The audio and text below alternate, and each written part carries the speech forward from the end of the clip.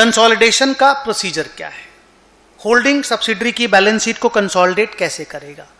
पहले आपको थोड़ा सा बैकग्राउंड बता दूं कि अगर ए होल्डिंग कंपनी है, बी सब्सिडरी कंपनी है, ए अपना बैलेंस शीट बनाएगा आरओसी में फाइल करने के लिए, बी अपना बैलेंस शीट भी बनाएगा आरओसी में फाइल करने के लिए, दोनों कंपनियां हैं। Companies registered under companies act को balance sheet, P&L, cash flows वगैरह बनाना पड़ता है, बना करके आरओसी में फाइल करना पड़ता है। Now being a parent a limited, a का एक एडिशनल रिक्वायरमेंट है कि वो बी का बैलेंस शीट को मिला करके एक तीसरा बैलेंस शीट बनाएगा। ए का अपना, बी का अपना, दो बैलेंस शीट, एक तीसरा बैलेंस शीट बनाएगा, ए बी कंसोलिडेटेड। और ये कंपनीज लॉ में ही रिक्वायरमेंट है और एज 21 के हिसाब से कंसोलिडेशन करना पड़ेगा और वो कंसोलिडेटेड बैलेंस शीट भी आरओसी को फाइल करना पड़ेगा।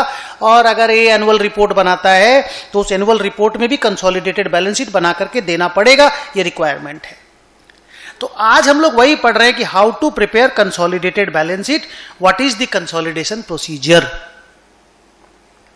एक एग्जांपल के थ्रू से आपको सिखाता हूं। पहले मैं पैराग्राफ रीडिंग करता हूं।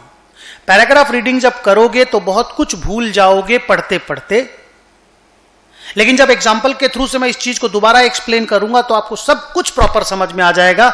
डोंट गेट वरीड, 2 बार आपको समझने का मौका मिलेगा। आइए मैं स्टार्ट करता हूं। सबसे पहला काम, ABCDEF करके मैंने करीब करीब कितना, F तक, G तक मैं गया कि और आगे भी है, हाँ G तक मैं गया हूं। A से G तक के पैराग्राफ्स हैं, बहुत बहुत इंटरेस्टिंग है और बहुत इन्वॉल्विंग पैराग्राफ्स हैं। आइए डिस्कस करते हैं। सबसे पहले कंसोलिडेशन कैसे होता है उस पूरे प्रोसीजर को डिस्कस कर रहा हूं मैं।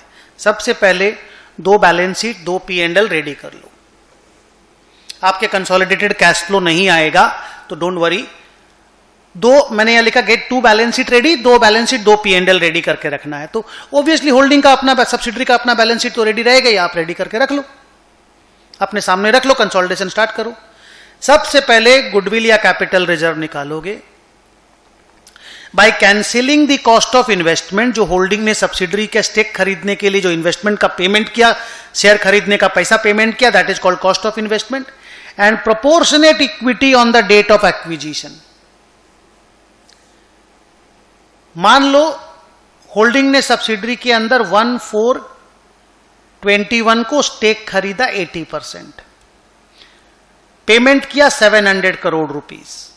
उस दिन सब्सिडरी कंपनी का इक्विटी, उस दिन इक्विटी बोल दो या नेट एसेट बोल दो, equity is capital plus reserves and surplus, net asset is asset minus liability. अगर असेट माइनस लायबिलिटी करोगे तो capital plus reserves and surplus ही आएगा, ऑब्वियस है।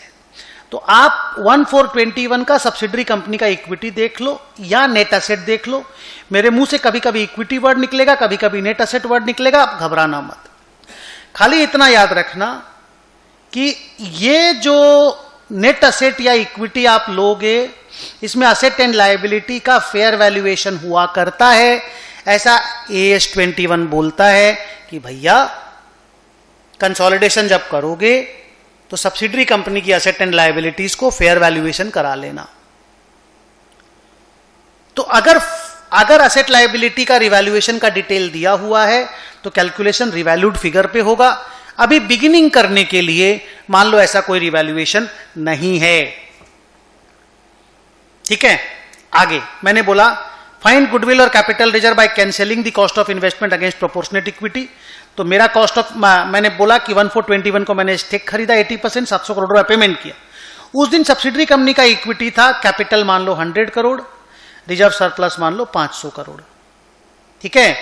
तो टोटल इक्विटी कितनी हो गई, कैपिटल और रिजर्व अगर जोड़ देंगे तो 600 करोड़।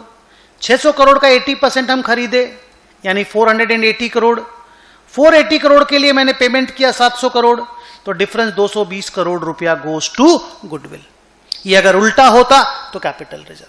अब यहीं पे मैंने आपको एक लाइन लिखी, देखो, if there is information about fair value of the assets and liabilities on the date of acquisition, then we will calculate the equity on the basis of the fair valuation. For example, ये जो equity मैंने आपको बोला 100 और 500 600 है, इसमें मान लो 3 asset और 2 लायबिलिटी है।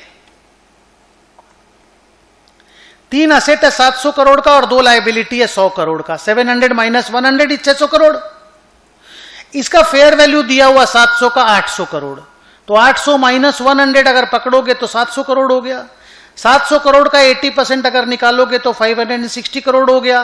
560 करोड़ के अगेंस्ट में हमने 80% का 700 करोड़ रुपया दिया, तो 140 करोड़ रुपया गोज टू गुडविल। कहने का मतलब यह है कि गुडविल का कैलकुलेशन जब आप करोगे, अगर क्वेश्चन पेपर में असेट एंड लायबिलिटी का फेयर वैल्यूएशन दिया हुआ है 1421 का, तो फेयर वैल्यूएशन लेकर के सब्सिडरी कंपनी की इक्विटी निकलेगी। अगर नहीं दिया हुआ है तो जो बैलेंस शीट का असेट लायबिलिटी है उसी से इक्विटी निकल जाएगा। बट क्लियर होना कि भाई एक बार के लिए एग्जांपल में मान लो फेयर वैल्यूएशन नहीं दिया हुआ है, तो फिर ऐसे चलेंगे कि भाई हमने खरीदा 80% स्टेक, हमने पेमेंट किया 700, उस दिन सब्सिडरी का कैपिटल था 100, रिजर्व सरप्लस था से 500, दोनों मिला दिया तो से 6, रिपीट कर रहा हूं, से 600 का 80% 480 प्रोपोर्शनेट इक्विटी को इन्वेस्टमेंट से कैंसिल किया, डिफरेंस आया 220, नाम दे दिया गुडविल। उल्टा होएगा, नाम दे देंगे कैपिटल रिजर्व। पहला पैराग्राफ क्लियर होता है। आगे अभी मैंने ए और बी आपको बता दिया। अब आइए see, compute minority interest on the date of acquisition. Minority interest is equal to equity of the subsidiary into minority stake.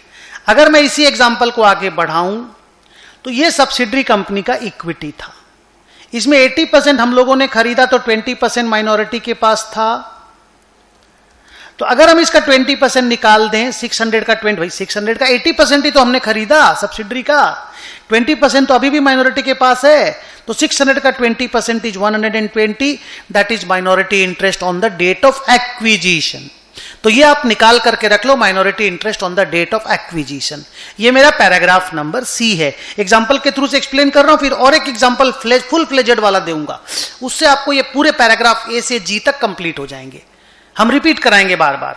थोड़ा सा डिफिकल्ट चैप्टर है, खास करके पहला क्लास डिफिकल्ट लगता है, तो आप थोड़ा सा केयरफुली सुनना, मजा आ जाएगा।